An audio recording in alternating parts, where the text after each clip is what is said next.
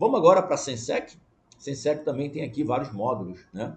É o bloco 6, tabelionato de notas, Central Notarial de Serviços Eletrônicos Compartilhados, Central Notarial de Serviços Eletrônicos Compartilhados. E aqui nós temos módulos, né, dentro da Sensec, que é a outra central. Então, assim, ó, SERP, Central dos Registros Públicos, SEMPROT, Central dos Tabeliões de Protesto, Sensec, Central dos Tabeliões de Nota. Tá bom? Sistema mantido pelo Colégio Notarial do Brasil, tá? Sistema mantido pelo Colégio Notarial do Brasil, a Confederação Nacional Federal. Finalidade: interligar serventias notariais, permitir tráfego de dados, fornecer a digitalização e criar bases de dados nacionais, tá? Então aqui a gente tem a instituição e objetivos da Sensec. Instituição, tá? Instituição. É um sistema mantido pela CNB, não, pelo CNB, pelo Colégio Notarial do Brasil, né? Finalidade é interligar serventias notariais, tá? Então notas, só notas.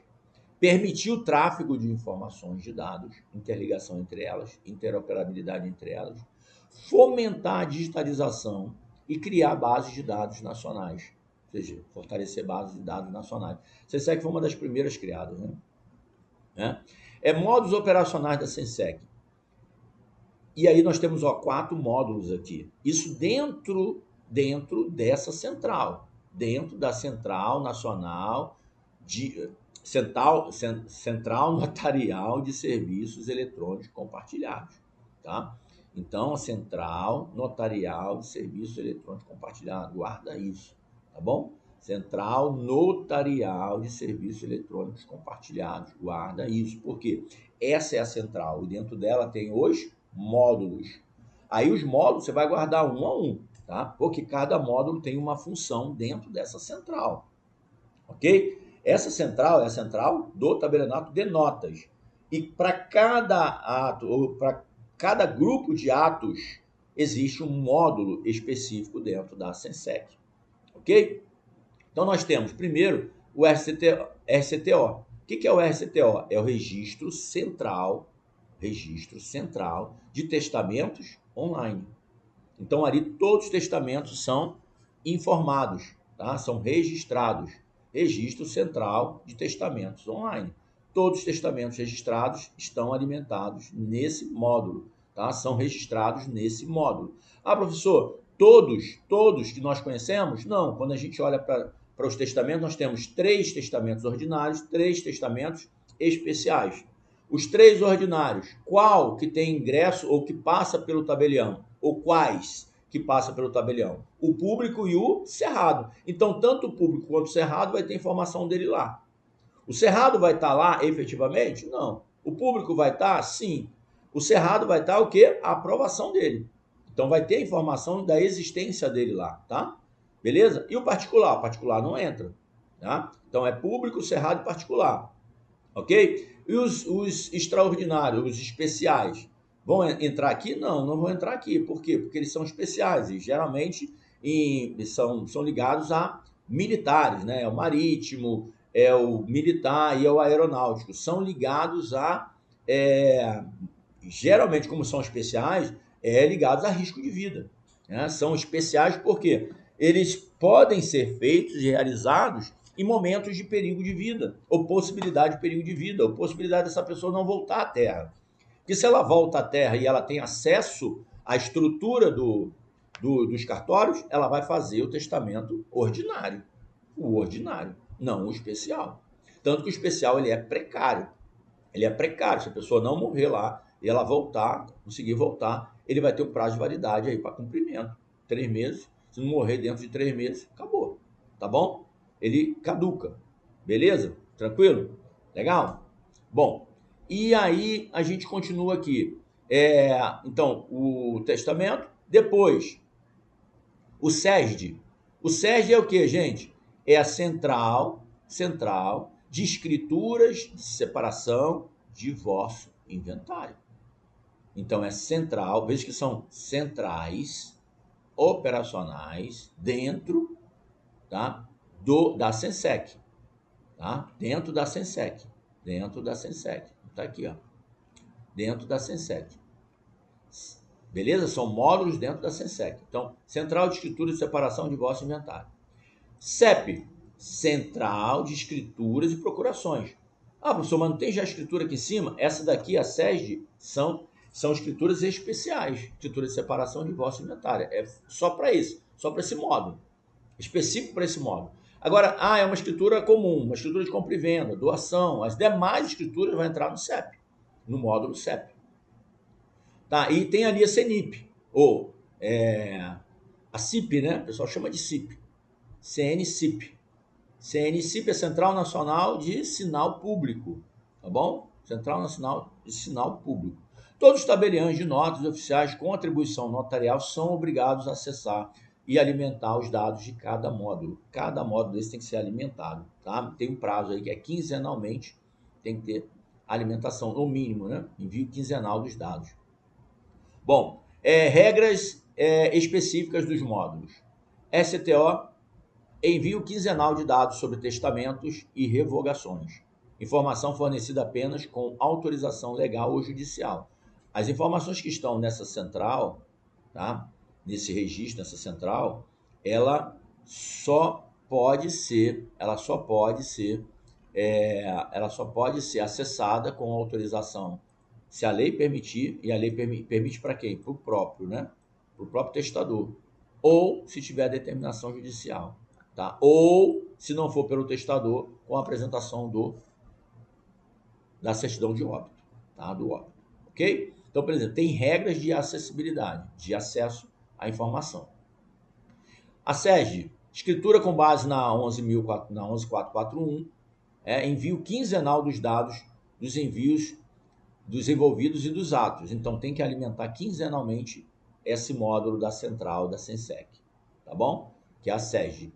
CEP, que é a escritura pública, mesma coisa, inclui procurações e outras escrituras, exceto a SESD e a STTO. Envio quinzenal. Revogações devem ser comunicadas entre os notários, tá? Então, tem a comunicação, se alimenta e faz a comunicação entre os notários de revogação. E o sinal público, arquivamento dos sinais públicos, assinaturas e selos, para conferência entre serventias, tá bom? Então, ali, você tem ali o sinal público que é utilizado, então, para a verificação de assinaturas e de selos. Percebam, são módulos dentro da Sensec. Legal? Fiscalização e acesso à Sensec. Fiscalização direta, acesso integral pelo CNJ, Corregedoria Nacional, sistema registro e cumprimento dos prazos, acesso por certificado digital, todos os acessos exigem certificado digital, tem que ser possível. Mesma coisa também a SEMPROT, o acesso à SEMPROT também por certificado digital. Órgãos autorizados, o Poder Judiciário tem acesso, o MP tem acesso, órgãos públicos têm acesso, tá? Com habilitação prévia, tá? Pelo Colégio Notarial do Brasil. Colégio Notarial do Brasil, tá? Beleza? E aqui as palavras-chave, então, né? Sigilo, né? Nós já guardamos. Qual é o alerta para a prova aqui, gente? Obrigatoriedade de alimentação dos dados pelos notários. Vê que é quinzenal, tá? Todos ali, guarda que é quinzenal. Sensec é quinzenal. Beleza? Diferente, por exemplo, da RTDPJ, que é automático. É no momento, é na hora. Falta de envio no prazo, enseja comunicação ao CNJ com exposição da serventia omissa. Interligação e interoperabilidade da Sensec é base para o sistema notarial nacional. Tá? Vê que vários órgãos públicos têm acesso à Sensec. Bloco 7, então, nós vamos falar aqui agora, vê que ainda continua no Notas, né? Uma central do Notas, o que é o sistema e-notariado e atos notariais eletrônicos, tá? Porque aí, o que acontece? Lá, aqueles módulos, módulos para você armazenar informação, você mandar informação. Aqui nós estamos no sistema e-notariado, que é um sistema de prática de atos eletrônicos, tá bom? Então, por exemplo, lá é só para fazer, para manter dados de acesso, para as pessoas acessarem. Aqui não, aqui já é a prática direta dos atos eletrônicos, tá bom? Por essa central aqui. Então, o que é o e-notariado? É um sistema eletrônico oficial dos tabelionatos de notas do Brasil. O objetivo: praticar atos notariais em meio digital, com segurança, rastreabilidade e fé pública. Beleza? Manutenção, né? O Colégio Notarial do Brasil, Conselho Federal, é que faz a manutenção, a gestão. Implementação obrigatória. Todos os tabeliães devem prestar os serviços por meio de plataforma, serviços eletrônicos. Hoje, todos feitos serviços eletrônicos. Vai ver que há uma necessidade muito grande de virtualização da prática dos atos notariais e registrais. Tá bom? O tabelião de notas hoje já não está mais aquele tabelião do balcão.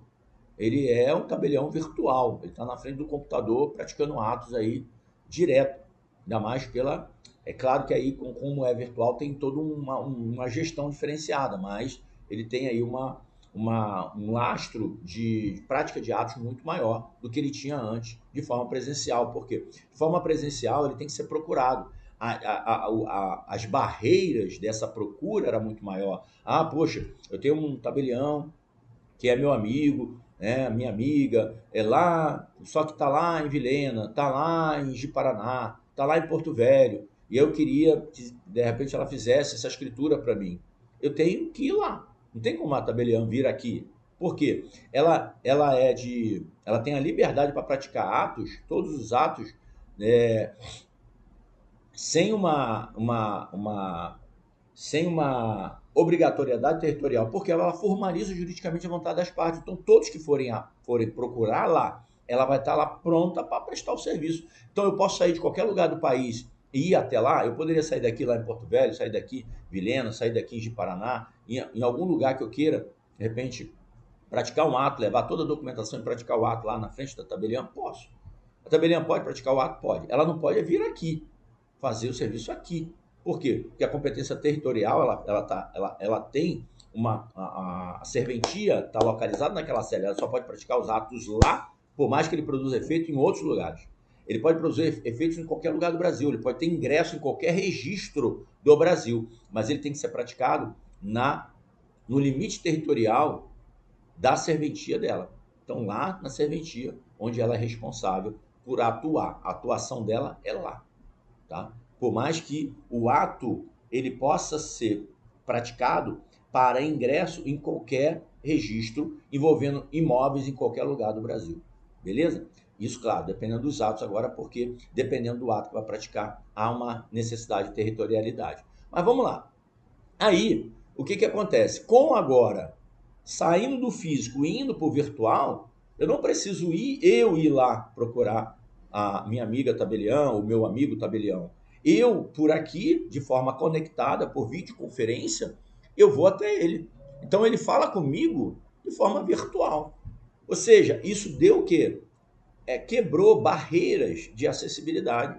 Hoje, a acessibilidade aos atos notariais estão muito mais fáceis, muito mais fáceis de serem acessados. Por quê? Porque a tecnologia quebrou essa barreira física de você ir até o tabelião. Você vai até o tabelião hoje eletronicamente. Então, é possível. E por isso que, inclusive, o próprio ordenamento jurídico vai ter que organizar isso, né? Fazer uma organização um pouco maior e melhor, e já está fazendo, dos atos eletrônicos, para que haja um controle maior e não haja aí uma busca indiscriminada por prestação de serviços notariais no Brasil. Legal? Beleza? Vamos lá. Então, todos os tabeliães devem prestar os serviços por meio da plataforma. Requisitos formais do ato notarial eletrônico. Requisitos formais do ato notarial eletrônico, 286. Videoconferência notarial, obrigatório. Para quê? Captação de consentimento das partes. Por quê? Você tem que praticar o ato e o tabelião tem que verificar. O que o tabelião vai ter que verificar? O consentimento, a livre manifestação das partes. E você tem que ir até o tabelião para isso. E aí ele vai ter que fazer isso através da videoconferência. Tá? Então, através da videoconferência, ele vai poder falar diretamente com as partes. Ok? Concordância expressa, requisito. Então, videoconferência é requisito obrigatório. Concordância expressa é requisito obrigatório. Durante a videoconferência vai ter que ter a concordância expressa. Assinatura digital das partes é obrigatório exclusivamente, tá? Via e-notariado, então é assinatura eletrônica, que já vai ser preparada e feita pelo sistema do e-notariado. A assinatura do tabelião, ela é feita pelo ICP, então com certificado digital, do tabelião é feito com certificado digital, das partes não, é pelo e-notariado, não há necessidade do ICP, tá? Por quê? Porque o próprio tabelião está acompanhando e o sistema, do e-notariado, ele é uma assinatura avançada, tá? Considerada assinatura avançada. O formato de documento é PDF-A ou XML com assinatura digital. Então, esses aqui são os requisitos formais do ato notarial eletrônico. Então, gente, cai na tua prova. Quais são os requisitos normais, os requisitos formais, a forma, quais são os requisitos formais para a prática do ato notarial eletrônico? Tem que estar isso aqui lá. Videoconferência notarial, concordância expressa das partes, assinatura digital das partes, assinatura do tabelião, formato do documento tem que ser em PDF-A ou XML. A assinatura do tabelião tem que ser por certificado ICP Brasil. A assinatura das partes tem que ser exclusivamente por e-notariado. Ou então, assim, digamos que ele coloque lá, a assinatura das partes tem que ser por ICP Brasil. Errado, né? A assinatura das partes tem que ser com certificado digital ICP Brasil. Errado. Errado, tem que ser por e-notariado, pelo e-notariado, tá vendo aqui? Exclusivamente, isso pode ser uma pegadinha de prova aí, ó. Por isso que ela tá aqui em negrito para vocês, tá? Pode ser uma pegadinha de prova aí terrível, tá? E você tem que fugir dela, tá? Então, perceba, aqui, videoconferência, você já sabe para que é, pegar a captação das partes, o tabelião poder visualizar a pessoa, tá? Vai tirar foto, inclusive, ali, para comprovar, e isso vai ficar dentro da própria plataforma, né? A concordância das partes, está tudo ali, porque vai estar gravado, tudo vai estar gravado, tá? E agora, a assinatura digital, tomar cuidado, a assinatura digital das partes é pelo e-notariado, do tabelião, ICP Brasil. Formato dos arquivos, PDA, PDF-A ou XML com assinatura digital. É só PDF-A? Não. Só XML com assinatura digital? Não.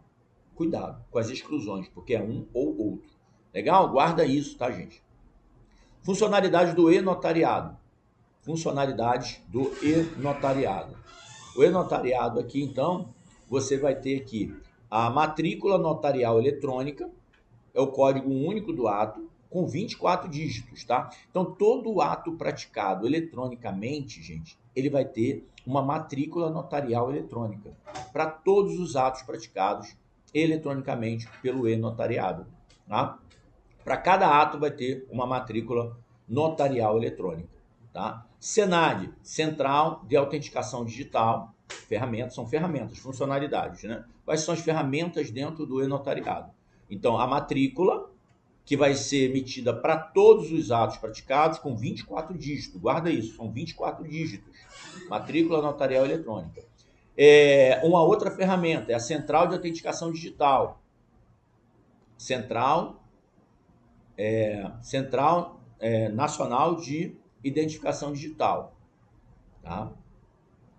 ENOT Assina é o reconhecimento de assinatura eletrônica. É um módulo, uma ferramenta dentro do e-notariado. Que são módulozinhos, tá? Reconhecimento de assinatura eletrônica. É ele que vai fazer o reconhecimento da assinatura eletrônica, chamada de notarizada, né?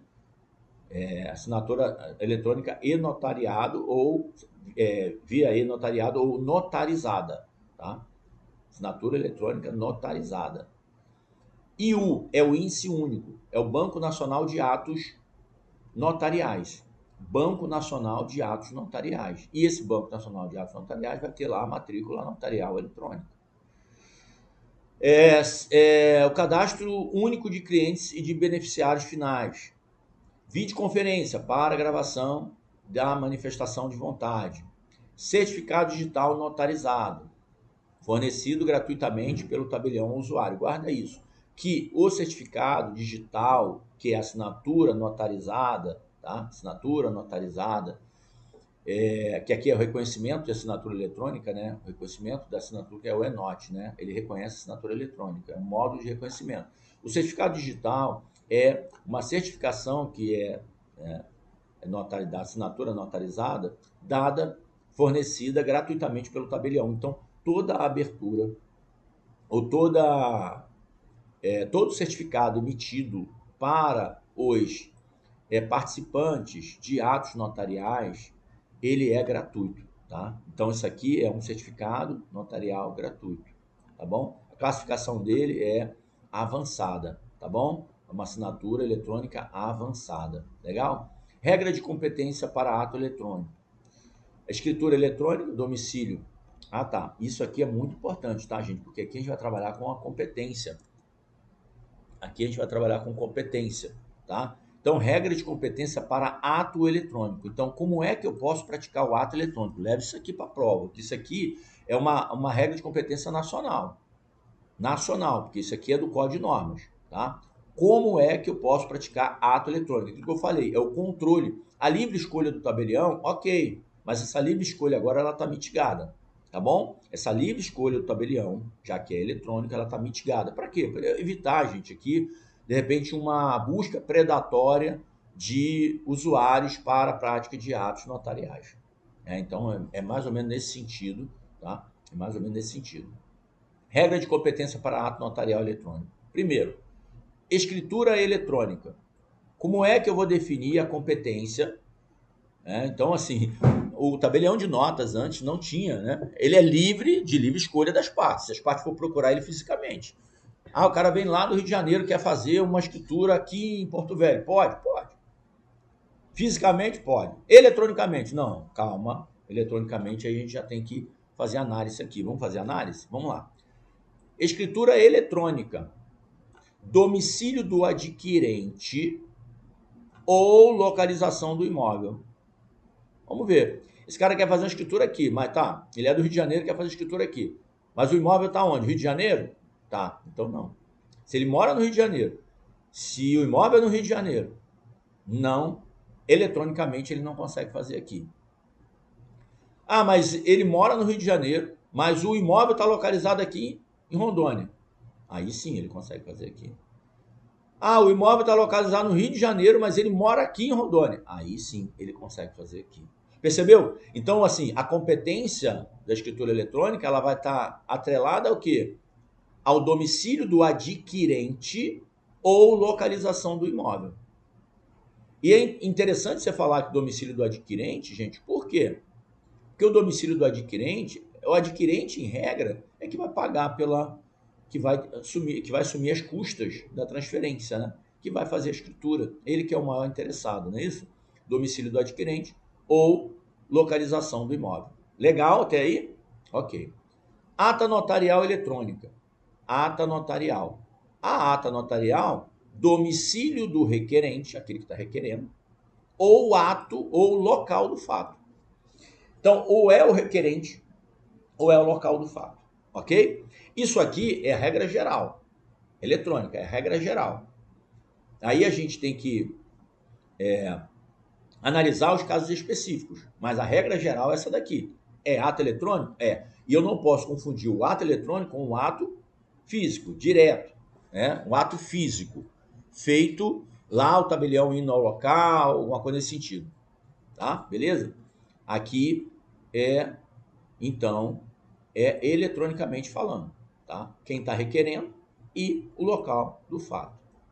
Procuração pública eletrônica, domicílio do outorgante, aquele que vai outorgar. Então guarda isso, tá, gente? É regra de competência para ato eletrônico notarial. Ato eletrônico notarial. Tá? É escritura eletrônica? Domicílio de quem? Do adquirente. É compra e venda? Escritura eletrônica, adquirente, compra e venda, adquirente. Localização do imóvel. São duas possibilidades, tá? Legal? Duas possibilidades. Depois, ata notarial, domicílio do requerente ou local do fato. Procuração eletrônica, domicílio do outorgante. Tá bom? Beleza? Então aqui, tá? Então guardem isso aí. Legal? Aqui depois eu vou trazer que há uma exceção, eu não sei, parece que não está aqui. Não está aqui. Depois eu vou ter que incluir aqui. Não sei se haveria a possibilidade de colocar aqui. Uma regra de competência aqui também, tá? Por exemplo, se o domicílio do adquirente, o domicílio do adquirente for dentro da mesma região territorial, o domicílio do adquirente for for no mesmo estado de localização do imóvel, aí eu posso fazer com qualquer tabelião do estado, tá? Aí é livre no estado, tá? Se domicílio do adquirente é na mesma unidade federativa, ó, vou botar aqui, domicílio do requerente ou do adquirente igual,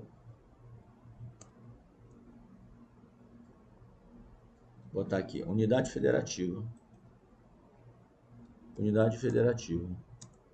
do domicílio igual a unidade federativa,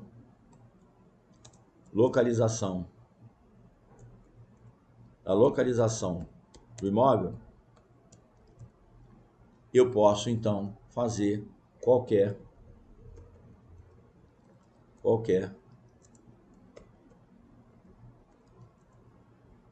tabelião do estado, tá? Então, se a unidade federativa do domicílio do adquirente é igual à unidade federativa da localização do imóvel, então eu posso fazer com qualquer tabelião do estado, tá bom? Depois eu vou trazer isso para colocar aqui, eu vou pegar o artigo efetivamente que tem essa exceção, tá bom? Beleza? Desmaterialização e materialização.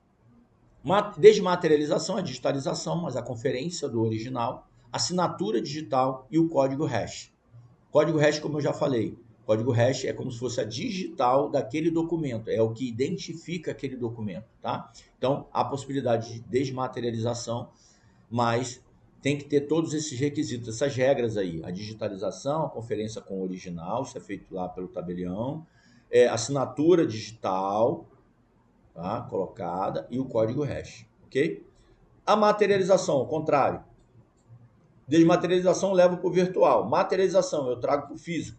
Impressão de documento digital autenticado com a fé pública. Então, eu faço a impressão dele, tiro do virtual, faço a impressão, autentico e dou fé pública a ele.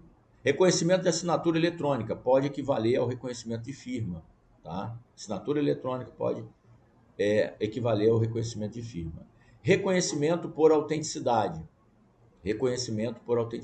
remoto, né? Exige videoconferência, com comprovação do domicílio, por exemplo, no caso aqui de CRV, tá? No caso de veículo.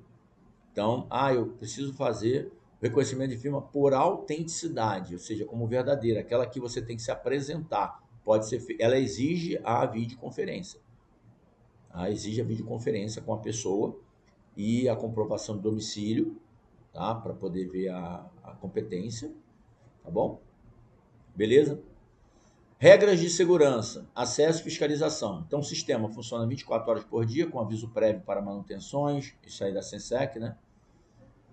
É notariado.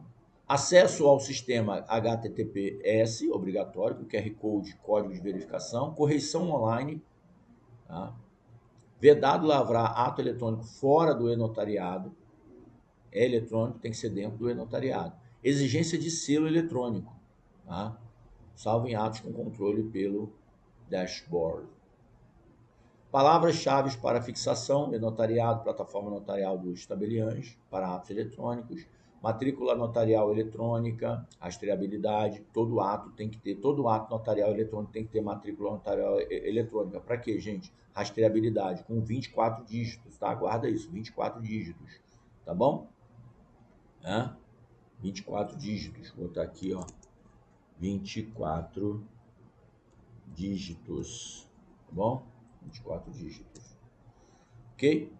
Videoconferência notarial, captação de consentimento com fé pública, Senad, tá? Central Nacional de Autenticação Digital, ENOT, assinatura, é um módulo para assinatura digital, reconhecimento, né, de assinatura, reconhecimento de assinatura digital reconhecida, Proibição: nenhum ato notarial eletrônico pode ser praticado fora da plataforma, tem que ser sempre na plataforma.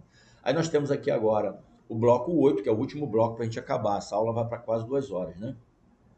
Registro de imóveis, CENIB, S-REI e matrícula nacional, escrituração digital.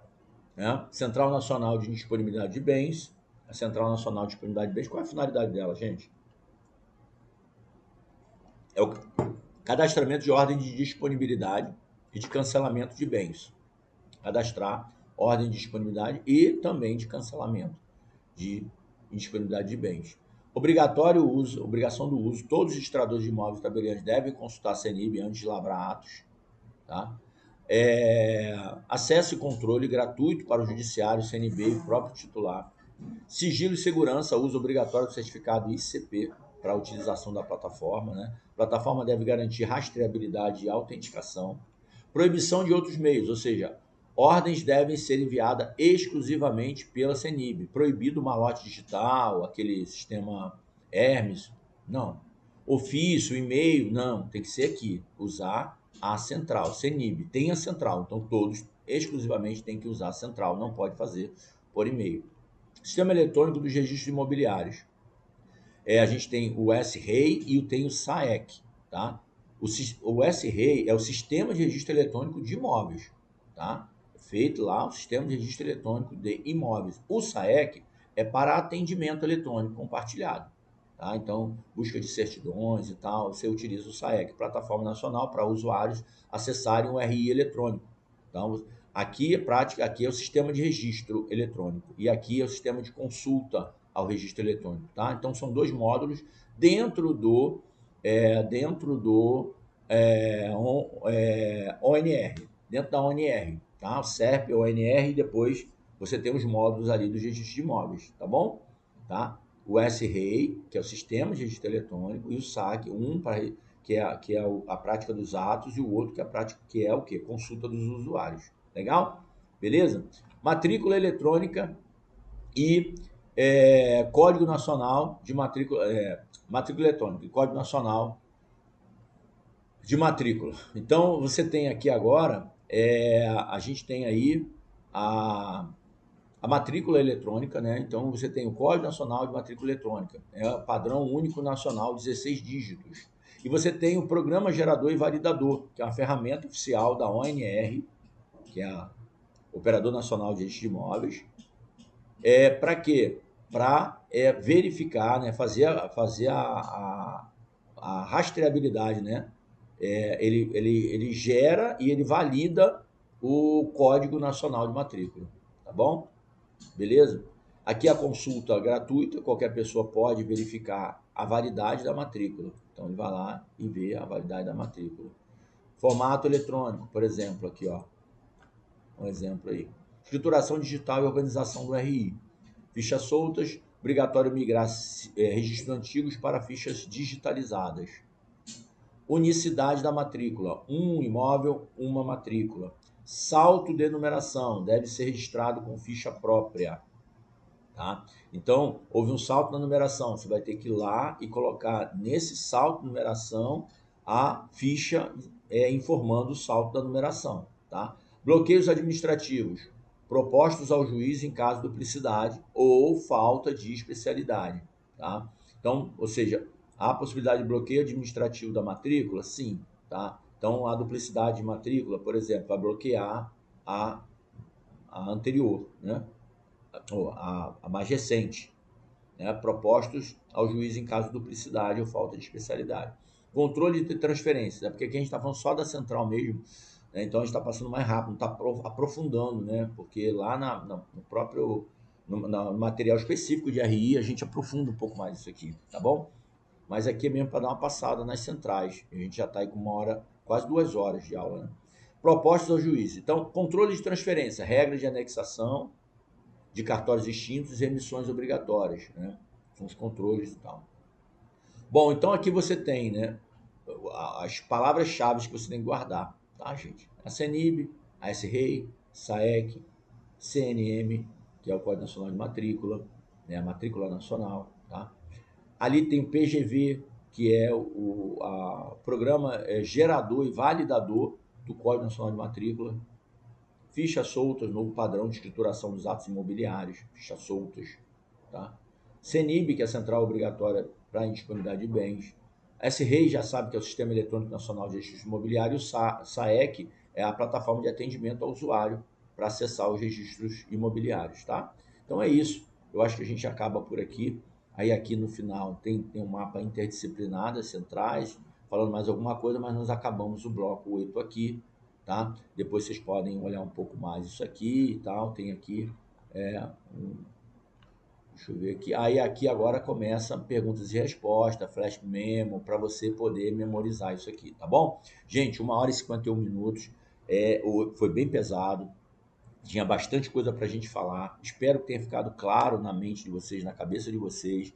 E o que eu aconselho vocês? Tem que fazer muito exercício. Faz exercício disso aqui, e a gente vai ver como é que vai ser cobrado em prova. Aquilo que a gente está aí analisando, é a primeira prova a nível nacional, feita pela FGV para a prova do ENAC, e a gente não sabe bem como a prova vai vir. Mas a gente tem que estar preparado para o pior. Então, eu sei que aqui a cobrança, se vier nessa pegada de centrais aqui, vai derrubar muita gente, porque é muito específico, mas eu tenho certeza aí que vocês vão estar preparados. Por isso que a gente passou aqui essas centrais, que é um tema delicado, um tema chato, chatinho, né, para quem não está na atividade. Imagino quem está aqui assistindo essa aula aqui, né, uma aula altamente complexa na sua mente, né? Porque são coisas que você nunca viu na vida, nunca ouviu falar, e tem que guardar e gravar isso aqui e tentar conectar. Mas eu tentei fazer o máximo possível, mostrando que, na verdade, nós temos 3 sistemas de centrais. O sistema dos registros públicos, que é a SERP, com seus operadores, e para cada atividade. A SEMPROD, que é o protesto, tem a sua central. E a SENSEC, que tem a sua central. Cada uma tem os seus módulos. Então, o que muitas vezes vai cair na prova é o quê? É se esse módulo pertence a quem, tá? Esse módulo, por exemplo, o IDRC, é da onde? O que ele é? Tenta guardar esses conceitos, entendeu? Ele é o quê? Ele é um módulo de identificação do registro civil. Guarda isso. O que é o ICP-RC? É uma estrutura de chaves públicas do registro civil. Ela tem lá o registro civil tem uma estrutura de chaves públicas própria do registro civil, que ela tem um nível de segurança, e ela é uma assinatura avançada, não é assinatura simples. Tá? Então pode ser utilizada em toda atividade notarial registral, pode ser utilizada, porque ela é uma assinatura avançada, né? E aí sim, você vai vendo. Cada módulozinho desse, você tem que saber pelo menos o conceito e o que ela significa. Porque na hora da prova, você tem que achar a certa. Ele já vai trazer tudo para você. A tua mente só tem que olhar e identificar. Peraí, isso aqui é isso. Isso aqui é aquilo. Isso aqui é aquilo. Entendeu? Você tem que identificar. Você não está indo fazer uma prova discursiva. Você não está indo fazer uma prova oral. A prova oral é pior do que a discursiva, né? Você tem que ter tudo na mente. A discursiva você ainda tem lá a consulta, então você tem acesso a material. Você não está indo para uma prova oral. Mas, faça aqui. O que você tem que fazer aqui? Faça todos os flash memos. Faça todas as perguntas e respostas. Faça todas as questões que eu mandei para vocês. E eu tenho certeza que você lá na hora, quando vier a questão, você vai identificar e vai conseguir responder. Tá bom?